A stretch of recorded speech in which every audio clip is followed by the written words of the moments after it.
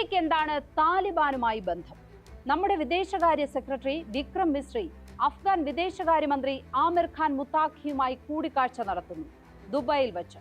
ജനുവരി 8 നടത്തിയ ആ കൂടിക്കാഴ്ച ഇന്ത്യയുടെ നയതന്ത്ര മാറ്റത്തിന്റെ സൂചനയാണോ?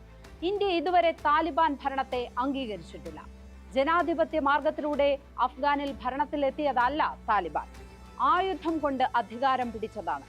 അധികാരമേറ്റ ശേഷം അവർ നടപ്പാക്കുന്നതെല്ലാം അവരുടെ നീതിബോധത്തിൽ ശരിയാണെങ്കിലും ഇന്ത്യയുടെ നീതിബോധത്തിൽ കൊടിയ തെറ്റുകളാണ്.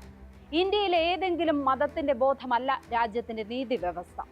ഭരണഘടനയുടെ അന്തസ്സത്തെയാണ് നമുക്ക് ജീവശ്വാസം. സ്ത്രീകൾക്കും പുരുഷന്മാർക്കും തുല്യ പരിഗണന നൽകാത്ത, പെൺകുട്ടികൾക്ക് വിദ്യാഭ്യാസം നിഷേധിക്കുന്ന, സ്ത്രീകൾക്ക് പൊതു ഇടങ്ങളിൽ പോലും കൊടിയ നിയന്ത്രണങ്ങൾ ഏർപ്പെടുത്തുന്ന ഭരണകൂടവുമായാണ് ഇന്ത്യ ചർച്ച നടത്തിയത്. അഫ്ഗാനിസ്ഥാൻ എന്ന രാജ്യവുമായി ചങ്ങാത്തം കൂടുന്നതിലല്ല ഇപ്പോൾ കുറ്റം ആരോപിക്കുന്നത്. സ്പോട്ട് ലൈറ്റിലേക്ക് സ്വാഗതം. താലിബാനുമായി ഇന്ത്യക്ക് എന്താണ് ബന്ധം?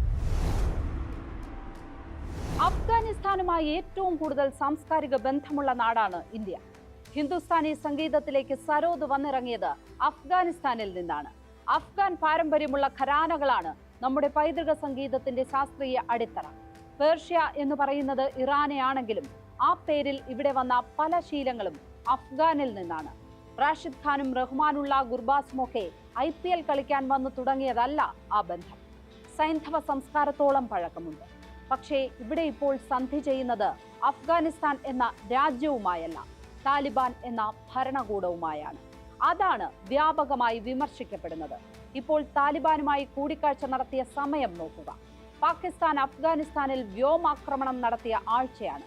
അഫ്ഗാനിസ്ഥാനിൽ സ്ത്രീകളും കുട്ടികളും ഉൾപ്പെടെ 46 പേരാണ് കൊല്ലപ്പെട്ടത്. ആക്രമിച്ചത് തീവ്രവാദികളുടെ ക്യാമ്പിലാണെന്ന് പാകിസ്ഥാൻ ആരോപിക്കുന്നു. സാധാരണക്കാരായ നാട്ടുകാരാണ് കൊല്ലപ്പെട്ടത് എന്ന് അഫ്ഗാനിസ്ഥാൻ മറുപടി പറയുന്നു. പാക് താലിബാൻ പാകിസ്ഥാനിൽ തുടർച്ചയായി ആക്രമണം നടത്തുന്നു. അവർക്ക് ചെലവും നൽകുന്നത് അഫ്ഗാനിലെ താലിബാൻ ഭരണകൂടമാണെന്ന് പാകിസ്ഥാൻ ആരോപിക്കുന്നു. ഇപ്പോൾ നടക്കുന്ന ഈ സംഭവങ്ങൾക്ക് സമാനമായത് നമ്മൾ ഇന്ത്യക്കാർ കാലങ്ങളായി കേൾക്കുന്നതാണ്. അതിർത്തി കടന്നു വരുന്ന ഭീകരരാണ് ജമ്മു കശ്മീരിൽ ആക്രമണം നടത്തുന്നത് എന്നത് ഇന്ത്യ പതിറ്റാണ്ടുകളായി ചൂണ്ടിക്കാണിക്കുന്നതാണ്. പാകിസ്ഥാനോട് ഒട്ടി നിൽക്കുന്ന അമേരിക്ക അത് അന്നൊന്നും അംഗീകരിച്ചിരുന്നില്ല. കാർഗിൽ യുദ്ധവും പിന്നീടുണ്ടായ ഒറ്റപ്പെട്ട ആക്രമണങ്ങളുമെല്ലാം നടത്തിയത് പാകിസ്ഥാൻ സൈന്യം പരിശീലനം നൽകി അയച്ചവരാണ് എന്ന് ഇന്ത്യ രാജ്യാന്തര വേദികളിൽ പറയാറുണ്ട്. മുംബൈ ഭീകരാക്രമണം നടത്തിയതുപോലും പാകിസ്ഥാനിൽ നിന്ന് വന്നിറങ്ങിയവരാണെന്ന് ഇന്ത്യ തെളിയിച്ചതാണ്. ഐക്യരാഷ്ട്ര സംഘടനയിൽ പോലും നയതന്ത്ര മൗനം വെടിഞ്ഞ് പാകിസ്ഥാന്റെ പേര് ഉന്നയിച്ചിട്ടുണ്ട്. ഇപ്പോൾ അഫ്ഗാനിസ്ഥാനെതിരെ പാകിസ്ഥാൻ പറയുന്നതും അതേ കാര്യങ്ങളാണ്. ഭീകരപ്രവർത്തകരെ അഫ്ഗാൻ അതിർത്തി കടത്തിവിടുന്നു. അവരെ നേരിടാനാണ് സൈന്യം വ്യോമാക്രമണം നടത്തിയത്. രാഷ്ട്രീയ അനിശ്ചിതത്വത്തിന് അറുതിയില്ലാത്ത പാകിസ്ഥാൻ കൂടി അതിതീവ്ര നിലപാടുകാരുടെ കാൽ കീഴിൽ ആകുമോ എന്ന് നയതന്ത്രജ്ഞരൊക്കെ ആശങ്കപ്പെടുന്നുണ്ട്.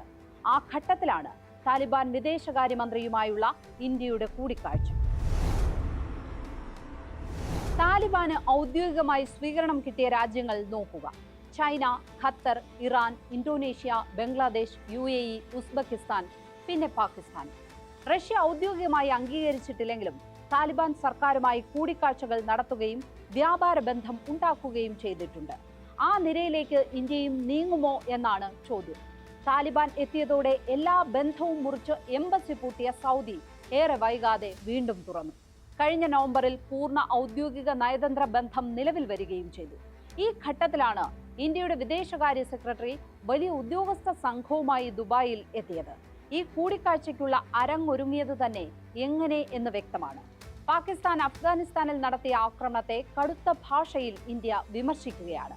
കഴിഞ്ഞ 3.5 വർഷമായി അഫ്ഗാൻ ഭരണകൂടത്തിന് അനുകൂലമായി ആദ്യത്തെ പ്രതികരണമായിരുന്നു അത്.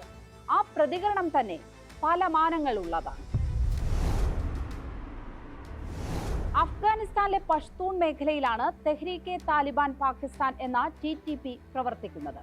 ആ മേഖല കൈയടക്കിയിരിക്കുന്ന പാകിസ്ഥാൻ സൈന്യത്തിന് എതിരാണ് TTPയുടെ പോരാട്ടം. ആ TTPക്ക് കാലങ്ങളായി താലിബാന്റെ സഹായവുമുണ്ട്. ഫലത്തിൽ പാകിസ്ഥാനെതിരെ നിൽക്കുന്ന TTP എന്ന സായുധ സംഘടനയെ കൂടിയാണ് ഇന്ത്യ അംഗീകരിച്ചിരിക്കുന്നത്.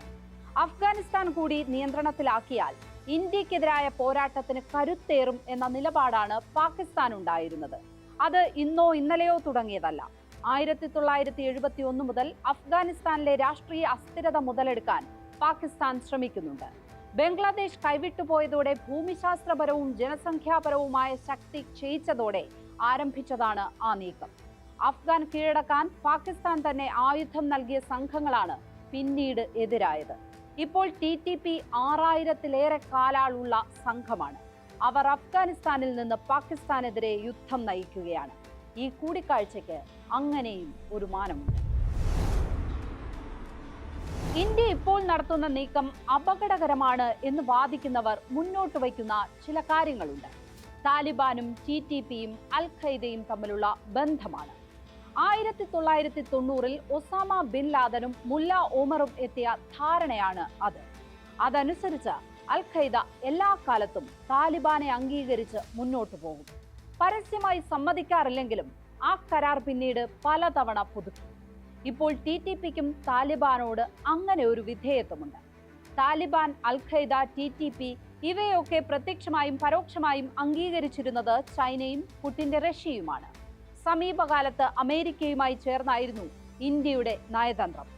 ബ്രിക്സ് കൂട്ടായ്മയോടെ അത് മാറുന്നു എന്ന് അഭ്യൂഹങ്ങൾ ഉണ്ടായിരുന്നു. അതിന്റെ എക്സ്റ്റൻഷൻ പോലെ നയതന്ത്ര വ്യതിയാനവും പ്രതിഫലിക്കുന്നുണ്ടോ എന്നാണ് ഉയരുന്ന ചോദ്യം. അതിനുള്ള ഉത്തരമാണ് ഇന്ത്യയുടെ പ്രധാനമന്ത്രിയിൽ നിന്ന് കിട്ടേണ്ടത്. സ്പോട്ട്ലൈറ്റ് ഇനി മറ്റൊരു വിഷയവുമായി നാളെ. നമസ്കാരം.